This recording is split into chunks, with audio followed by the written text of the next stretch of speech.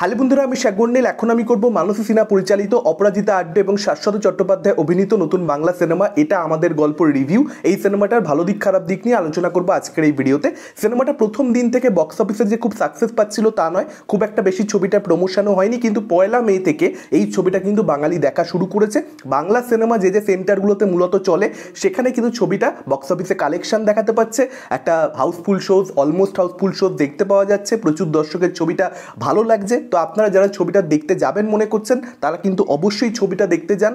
আমার রিভিউটা আমার ছবিটা সম্পর্কে ব্যক্তিগত মতামত, আমার নিজের কীরকম লেগেছে সেটা আমি শেয়ার করব।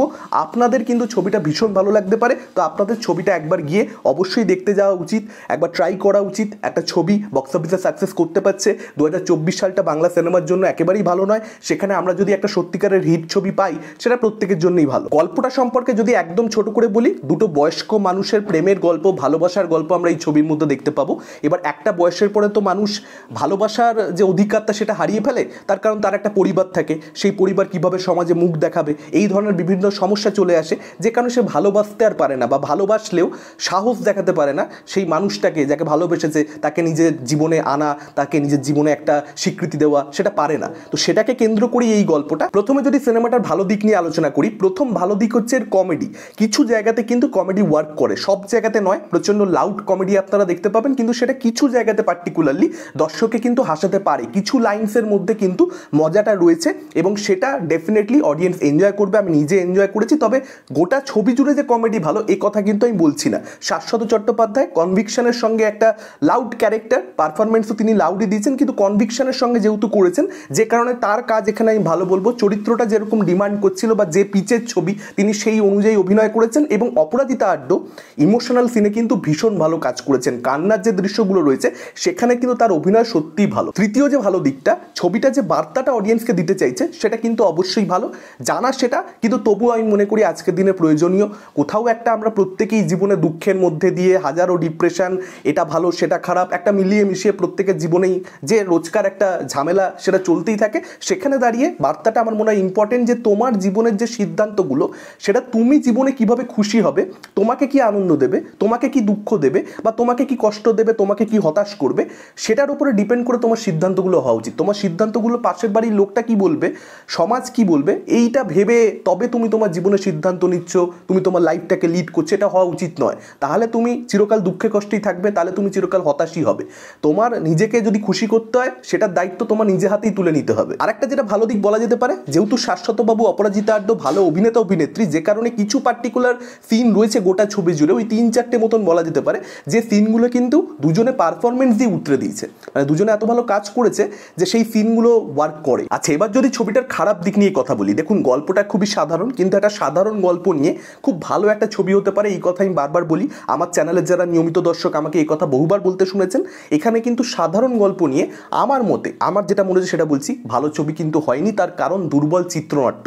এই ছবিটা কিন্তু প্রচণ্ড বোরিং।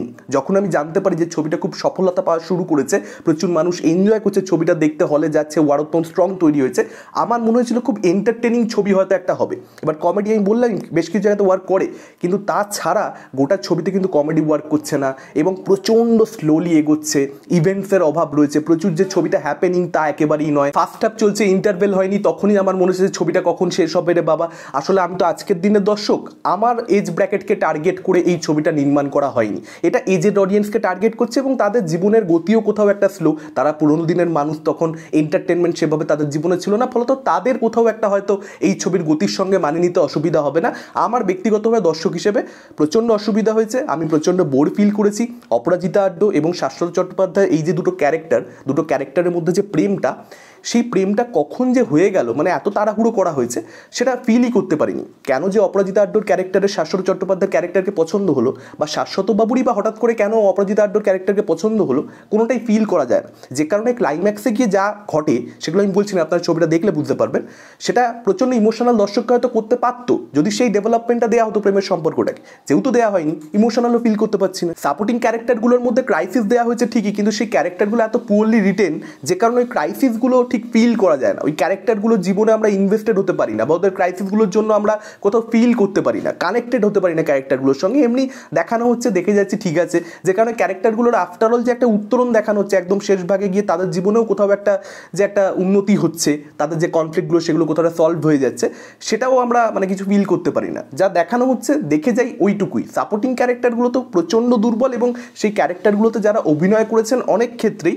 তাদের মধ্যে কারুর পারফরমেন্সও প্রচণ্ডই বাজে। ফরাজবাবুর মতন অভিনেতাকে নেওয়া হয়েছে, কিন্তু তাকে একটা প্রপার ক্যারেক্টারই দেওয়া হয়নি। মানে তার হাতে গোনা 3-4টে সিন আছে, মেবি এটাকে গেস্ট অ্যাপিয়ারেন্স বলা যেতে পারে বা ক্যামিও বলা যেতে পারে, এর থেকে বেশি কিছু তো এটাকে সত্যি বলতে বলা যেতে পারে না। তার মতন অভিনেতাকে আরও ভালো ক্যারেক্টার, আরও পলিশড ক্যারেক্টার, ভালোভাবে লেখা এরকম চরিত্র দেওয়া উচিত। কিন্তু অনেক বাংলা সিনেমাতেই আমরা দেখি খরাজবাবু সঠিক চরিত্র পাননি, তা সত্ত্বেও তিনি কাজ করেন। এখানে অভিনেতাদেরকে কাজ করতে হয় বিভিন্ন ধরনের সিনেমাতে, কিছু করবার নেই, অভিনেতাকে দোষ দিয়ে লাভ নেই। কিন্তু আমার মনে হয় ডিরেক্টরদের তাকে আরও বেটারভাবে ইউজ করা উচিত।